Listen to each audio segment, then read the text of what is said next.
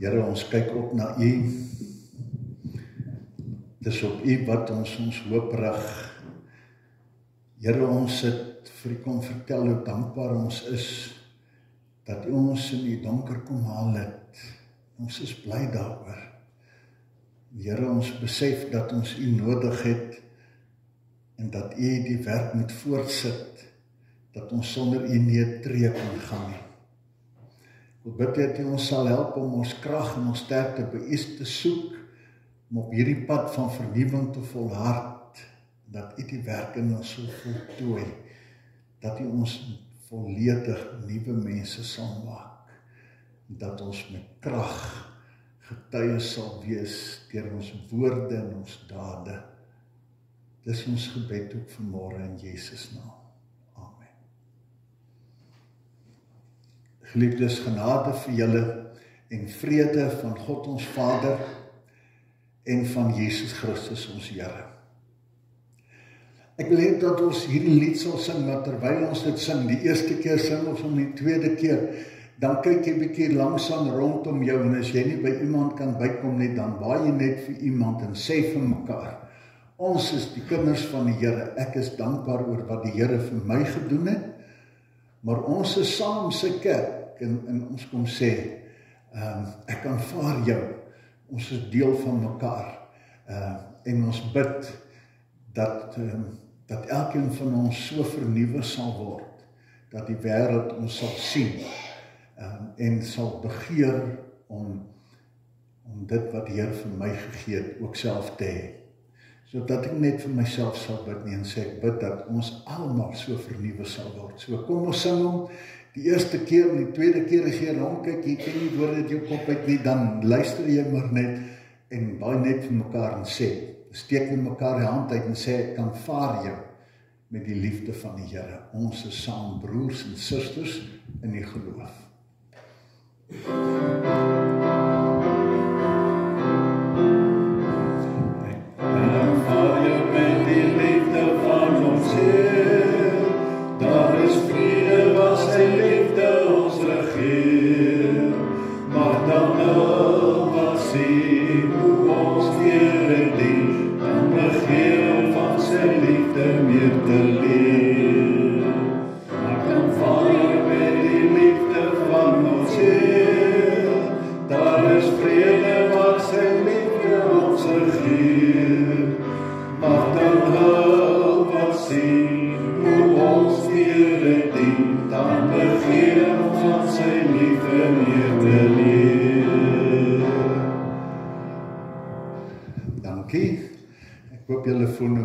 En deel van mekaar. Ons gaan saam lees uit Prediker. Dis eintlik Prediker 11. Het nou een enetjie weggeraak, maar maak nie saak nie. In Prediker, kyk, as mens nou hierdie lied, boek van Prediker lees, mens moet hom eintlik deurlees, dan is hier maar so 'n klein stukkie hiervan, maar kom ons lees dit, dan sê ons so ietsie meer daaroor. In Prediker 11, dis nou aan die einde van hierdie boek, hy 12 hoofstukke, nou hoofstuk 11 en 12 is nou, waar hy uiteindelik so bietjie by die punt kom en sê maar, ons is in diens van die Here, ons gaan nou hierna mooi kyk, kom ons hoor net eers wat sê hy. Hy sê, ja, laat ek voorbegin. As ons na die Predikerboek luister, dan besef ons dat hy die dinge sê wat ek en jy elke dag beleef. Dat die lewe onseker is. Dat die lewe nie altyd vir ons sin maak nie. Dat ons eintlik niks weet van môre nie. En dat ons nie 'n idee het, wag daar vir my voorspoed of teenspoed nie. Ek weet nie of daar sukses en wat se mislukkings lê voor my nie. Ek weet nie of dit gesond gaan wees en siekte gaan hê nie. Ek weet nie, en dit maak ons onseker, maak ons bang, laat ons uitgelewer voel, maak 'n mens moedeloos en partykeer sinies oor die lewe. Soveel goed maak nie sin nie. Hy sê, maak nie sin dat dit met goeie mense soms verskriklik sleg gaan. En met slegte mense gaan dit goed nie. Goeie mense word hard en werk hard en is toegewyd en hulle lewe loop deur mekaar en die bose maak rykdomme by mekaar. So hy sê, niks maak sin nie.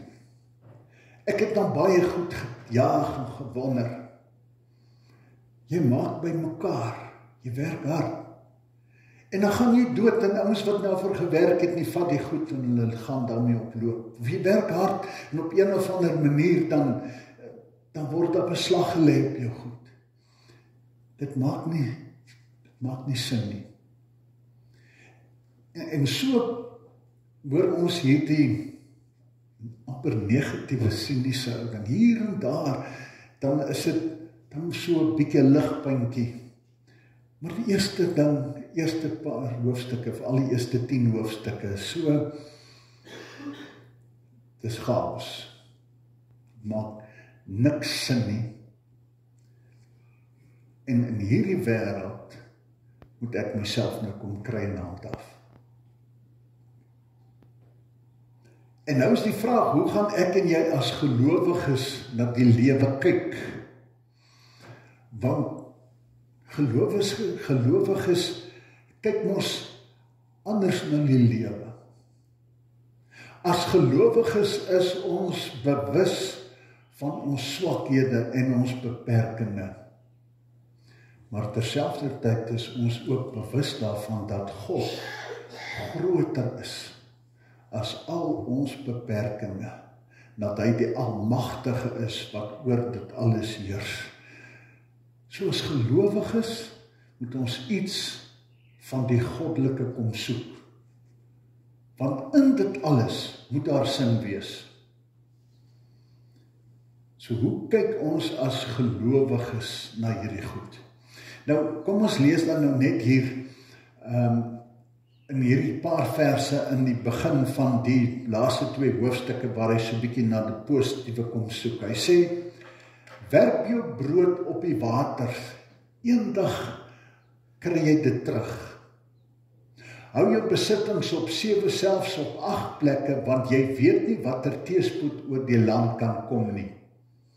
As die wolke vol water is, reën hulle leeg op die aarde. As 'n boom nou suid of noord val, bly lê dit net waar dit geval het. Wie die wind bly dophou, saai nie, en wie na die wolke bly kyk, oes nie. Net so min as wat jy kan verstaan hoe gees en liggaam by mekaar uitkom in die skoot van 'n swanger vrou, net so min kan jy die werk van God verstaan. Hy doen dit alles. So sê, ons kan nie die werk van God verstaan nie. So sê, dis 'n werklikheid. Ons weet nie. Maar hy sê, saai jou saad in die môre, gaan in die laatmiddag daarmee voort. Jy weet nie watter van die 2 sal 'n oes lewer nie, en of al 2 ewig goed sal wees nie. Sê, ons verstaan min van God se werk, maar hy sê, saai jou saad, jy moet werk daaraan. Kom ons kyk net na die vorige gedeelte, kom sê, werp jou brood uit die water, saai jou saad. So ons lees net na hierdie paar gedeeltes. Ons sê, as gelowiges moet ons anders kyk, en ons vra vir onsself, in hierdie chaos, wat gaan sin maak? Die ongelowiges kyk, en hulle sê, die wind waai waar hy wil, en jy hoor sy geluid, maar jy weet nie waar kom hy vandaan nie. Hy waai, en hy waai jou waarheen hy wil, en jy kan niks daarop doen nie. En hy sê, gooi jou brood op die water, en hoop maar vir die beste. die wolke reën, as daar nie reën val nie, dan weet jy nie. Jy saai en jy hoop maar vir die beste, jy plant en jy hoop maar vir die beste. Sê maar die gelowiges kyk anders en behoort anders te kyk. Ons weet dat die wind waai, die gees van God waai, God beweeg ons heen en weer op hierdie aarde. En ons weet nie waarheen hy met ons op pad is nie. Ons is nie altyd seker waarom nie. En daar waar die Here ons heen vat, is dalk baie keer nie wat ons sou kies nie. Maar die Here waai ons na plekke toe waar hy vir ons wil hê. En daar waar hy ons heen gewaai het, verwag hy van ons dat ons gelowig sy dienaar sal wees. Ons het hier in die Paasnaweek kom besef dat God met sy kerk werk. En dat God die volk vir hom gered het. Maar dit nie beteken dat ons in die paradys is en dat alles wonderlik is nie. Maar dat ek en jy kan weet, hierdie God is die God wat by ons is en wat met ons op pad is en dat hy die onveranderlike in hierdie wêreld is. Nou sê hy, die brood op die water is nie maar 'n onverskillige strooi nie en hoop vir die beste nie. Nou hierdie brood op die water is interessant hoe die verklaarders daarna kyk. Een van die ouens sê, daar is die gewoonte, veral die Nyl, as 'n mens nou onthou van die aardrykskunde toe ons nog in die skool was, hulle sê die, so nou en dan as daar nou groot reëns is, amper soos dit nou hier met die Vaalrivier en die Oranje rivier gaan, dan kom hier strome water en oorstroom hy sy walle. En dan die Nyl vrugbare sluk, wat hy dan hier oor die walle strooi. En as die water nou begin sak, dan in hierdie vlak water, kom hulle dan hierdie brood, ander woord in Hebreëus is dan ook versaad, spesifiek die koring wat hulle brood mee bak. Dan sê hy, dan vat hulle hierdie saad en dan strooi hulle dit op die vlak water en hierdie koringkorrel sak af in die sluk. En wanneer dit begin warm word, dan begin groei dit en met hierdie vrugbare grond dra dit 'n wonderlike oes. So iets hiervan sê, miskien in hierdie betekenis, herp jou brood een of ander tyd, as dit gesak het, dan sal die vrug kom. So die enigste sin wat ons in hierdie deurmekaar wêreld kan maak, is dat die geloof dat my dade vorentoe sal vrug dra, dat God van ons sê, werp jou brood op die water. En sê, gaan aan om te doen wat ek van jou vra. Daar sal 'n oes kom. Dis nie in my hande en jou hande nie. Dis nie vir ons om alles te verstaan nie. Sê, ek het hierdie wêreld nie alleen gelos nie. En ek is met hom besig. Dis nie vir my en vir jou om te besluit of dit sin maak nie. Hy sê net, ek is in beheer, hoe chaoties dit ook al vir jou lyk. Wees jy besig en saai, dis jou opdrag.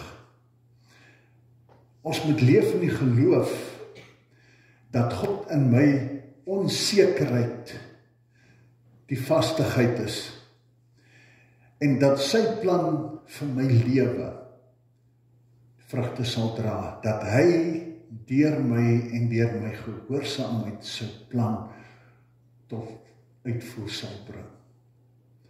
Hoe chaoties ook al, God sê, hy weet waarmee hy besig is. 'n ander verduideliking vir hierdie brood op die water, vertel dit dat daar's mense wat reken, dis Salomo wat dit geskryf het, ander ouens sê nee, die styl is anders, maar Meeste mense aanvaar Salomo dit geskryf het, omdat daar ernstige verwysing is, dat die skrywer sê, die skrywer het baie oor hierdie goed gedink en Spreuke geskryf, maar hoe dit ook al sê, nou sê hulle, die skepe dikwels het hulle in die graanlande van hierdie ouens van die skryf, het hulle die graan op die skepe gesit, en met hierdie skepe is dan handel gedryf, soos waar vandag ons maar oral handel gedryf word. Dan gaan hierdie skepe uit, en dan gaan dit na die plekke toe waar daar goud is, en dan verruil hulle dit vir kosbare goeder en ander dinge wat hulle wil hê. En dan kom die skepe uiteindelik weer terug, is maar 'n onseker spul, die skeepvaart van daai tyd, hoop vir die beste, maar die skepe gaan, en een of ander tyd, dan kom die skepe terug met 'n oes. En so sê hy, hou aan om te werk. Sê, as ons ook na die beeld kry wat die Here Jesus gehad het, dan gebruik hy die beeld van die saaier. Dan sê hy, julle moet saai. Natuurlik gaan daar gedeeltes wees wat nie opkom nie. Natuurlik gaan daar gedeeltes wees, daar gaan klipperige grond wees, die onkruid, die vlak grond, en die voëls gaan oppik. Nie alles gaan vrugte dra nie. Maar hy sê, saai. Dis die opdrag. Dis nie vir my en vir jou om te besluit nie. Ons weet nie waar ons wanneer gaan wees nie. Ons weet nie waarheen met ons op pad is nie, maar in hierdie chaotiese wêreld het die Here Jesus gekom. En hy kom sê, volg my. Volg my. En op die pad waar ons die Here Jesus volg, daar ontdek ons sin van die lewe.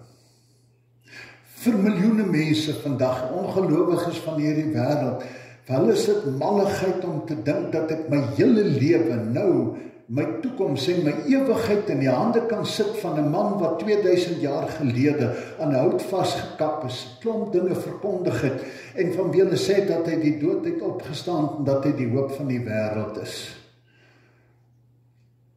Maar vir ons is dit al wat sin maak. Is al wat sin maak. Hy wat gekom het, van wie die wêreld getuig, van wie daar geskryf is. Hy is die een wat die bewys kan wees dat God in hierdie deurmekaar wêreld kom sê, ek het nie hierdie verlore wêreld in die steek gelaat nie. En hierdie man het hy die wêreld met homself kom versoen. En nou roep hy ons om in hierdie deurmekaar wêreld, wat vir die wêreld en vir my almal deurmekaar is, om te help, om sy medewerkers te wees, om versoening te bewerk en vernuwing te bewerk met ons boodskap en met ons voorbeeld. Ons is sy kerk met 'n roeping. Ons is geroep om ons brood op die water te gooi. Ons is geroep om in die geloof dit wat hy vir ons gegee het met die wêreld te gaan deel. Hy skryf hier, as jy na die wolke kyk, sal jy nie oes nie. Wat hy hierdie beeld wil gebruik is om te sê, ons moenie dat ons onsekerheid ons besluiteloos maak nie. Dat ons nie weet of gaan dit werk nie, dat ons sê, maar ek weet nie of die omstandighede volmaak is nie, ek weet nie of dit sin gaan maak om nou te vertel nie, ek weet nie of die mense dit nou gaan hoor nie, ek weet nie of die tyd of die plek reg is nie. Maar hierdie skrywer sê, doen dit soggens en doen dit saans, doen dit oral, want dit is God se opdrag. Want dit is nie my en jou saak nie, maar is die opdrag om dit wat ons het te gaan doen, tydig en ontydig, oral en altyd. Die brood op die water, dat ek en jy hierdie wete wat ons het van 'n God wat ons lief het, wat in Jesus tot by ons gekom het, en elke dag in ons deur sy Gees wil kom werk, om vir ons nuutheid te wys, om ons oë oop te maak, om in hierdie chaotiese wêreld sin te sien. Hy is die God van liefde, wat vir my en vir jou wil versorg, en vir ons wil seker. Ek is in beheer, vertrou my net. Dat ons oral sal ondersteun. Mense kyk na sendingwerk en sê, dis 'n klomp geld wat daarin gegooi word, is dit ooit die moeite werd? Hier Jesus sê, die saad gaan gesaai word, gaan nie oral groei nie, maar dis die opdrag. Die kategese, opvoeding van ouers, van hulle kinders, die eredienste. Dis die saad wat gesaai moet word, dis die woord wat gehoor moet word, dis die boodskap van liefde, dis die boodskap van genade. Vir elkeen van ons om dit te hoor, en in die vertroue dat God op sy tyd die vrugte sal gee, op sy tyd die oes sal bring. Ons stuur ons mense op kampe, ons maak dit moontlik, is 'n klomp geld. As ek dink oor die Emmaus naweek, dis nou 'n stuk of R1,700 vir die naweek om te gaan, dan dink mense wat 'n klomp geld. En dan kom die mense daarvan af terug en hulle vertel vir jou van die ongelooflike belewenis van die liefde van die Here. Maar hy sê, saai, is die brood wat ons op die water gooi, wat vrugte gaan dra. Sê, hou aan, tydig en ontydig, gee geld, gee tyd, gee middele, gee kos, gee brood, gee wat jy ook al kan. En versprei so en wys so en betoon so God se liefde en God se genade. Moenie kyk na die omstandighede en vir jouself sê, ek weet nie of dit nou die tyd is nie. Kom ons vertrou God. Hy sê, elke dag, elke oomblik, elke tyd, in die oggend, in die aand, moenie in die middag klaar nie, hou net aan. En dan wil ek net hier in hoofstuk 9 net so na een klein gedeeltjie terug verwys. Hy skryf daar op 'n stadium, hy sê, sluit jou byl.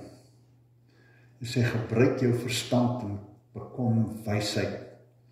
Hy sê, dit is dom om te bly kap, en te weet as die byl stomp word, dan moet jy net baie harder werk vir dieselfde ding. Hy sê, sluit jou byl. Hy sê, gebruik jou verstand. Ek onthou, daar was so 'n verhaaltjie gewees van hierdie twee ouens wat gehuur is om bome te kap.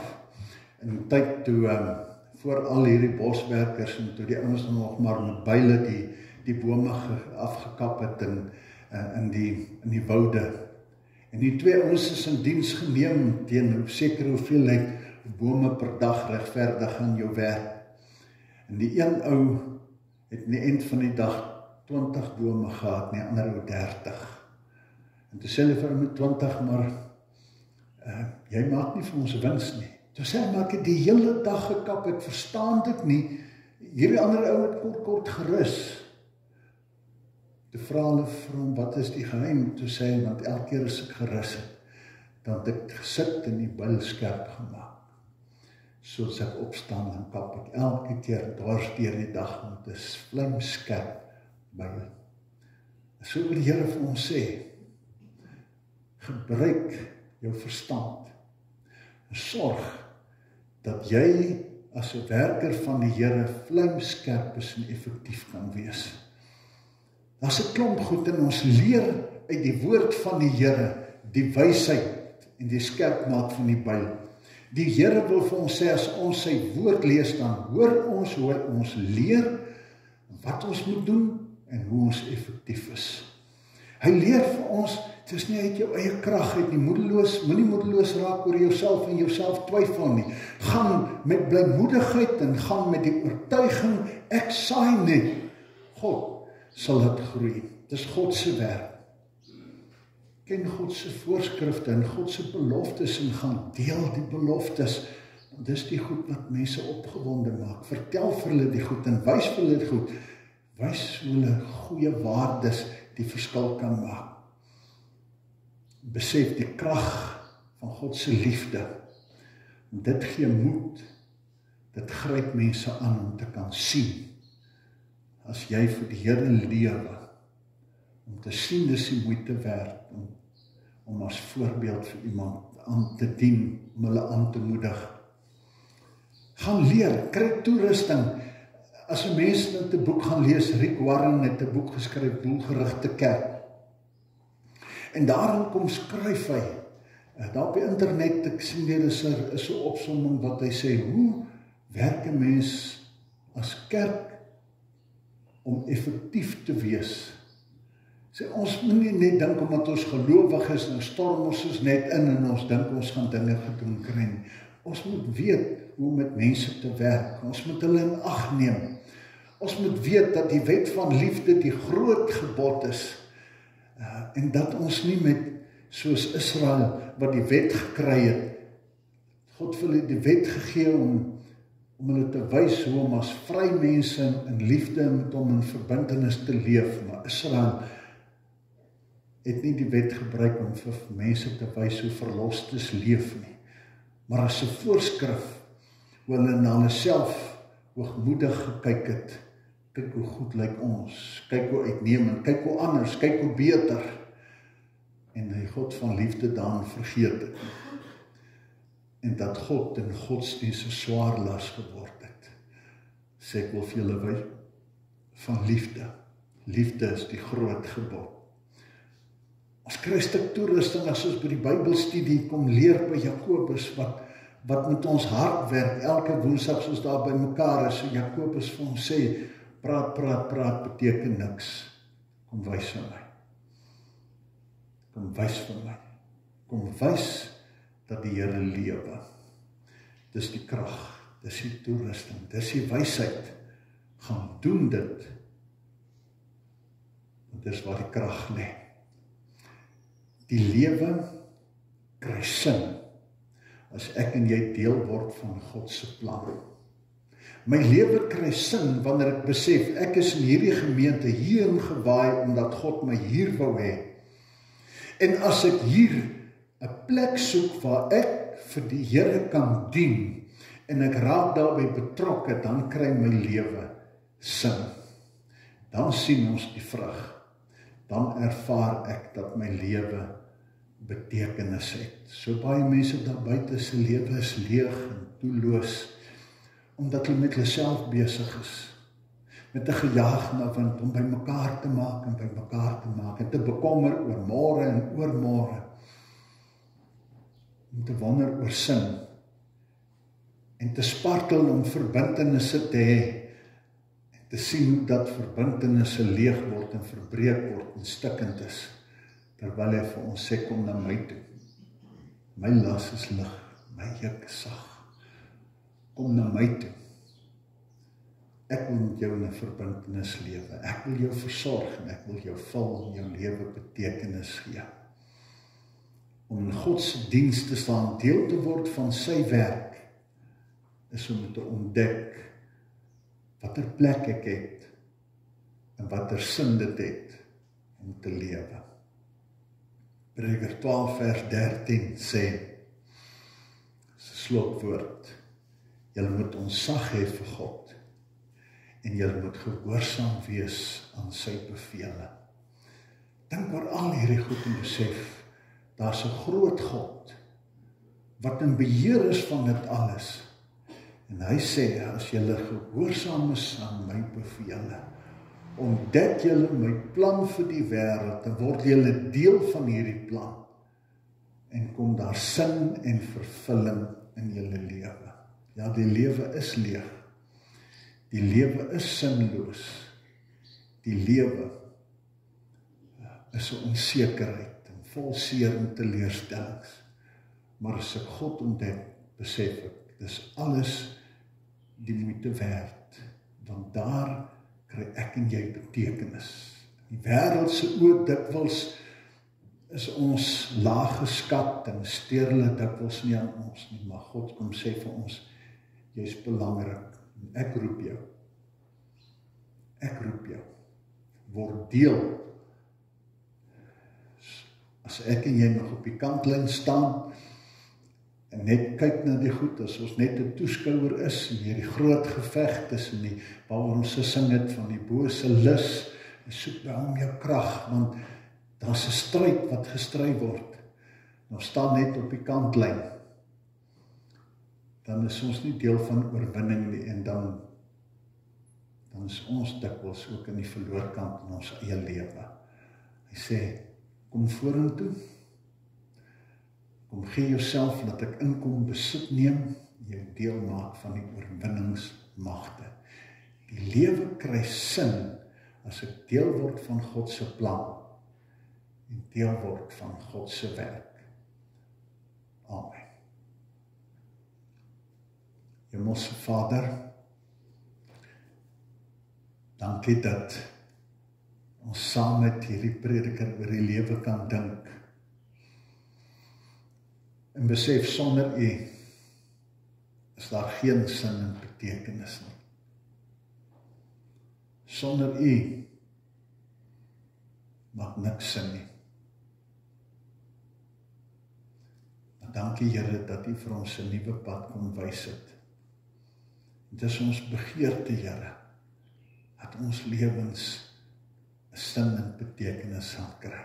Dankie dat ons nie hoef te bekommer oor hoeveel sin ons in hierdie goed kan soek nie, dat ons net weet, eers daar en eers in beheer, en help ons dan om dag en nag ons brood op die water te gooi. Dit wat U vir ons gegee het te gaan deel, oral te gaan deel met alles in ons. En dat ons die vreugde kan belewe wanneer ons die oes sien, in ons huise, in ons families, in ons gemeente, in ons straat, in ons gemeenskap. Maak ons U getroue getuies, wat 'n verskil maak in ons wêreld, maar ook die verskil wanneer ons beleef, die saad ook in ons eie lewens groei en vir ons vervulling gee. Ons bid, kom trek ons op, Here, waar ons een kant in 'n gemaksone sit, en alles maar net van 'n kant af kyk. Dat ons ophou om kommentaar te lewer en moedeloos te raak, maar dat ons deel word van die spel, om die vervulling daarin te ontdek, dat U getrou is, en dat U die oorwinning ook vir ons wil gee in lewensvervulling.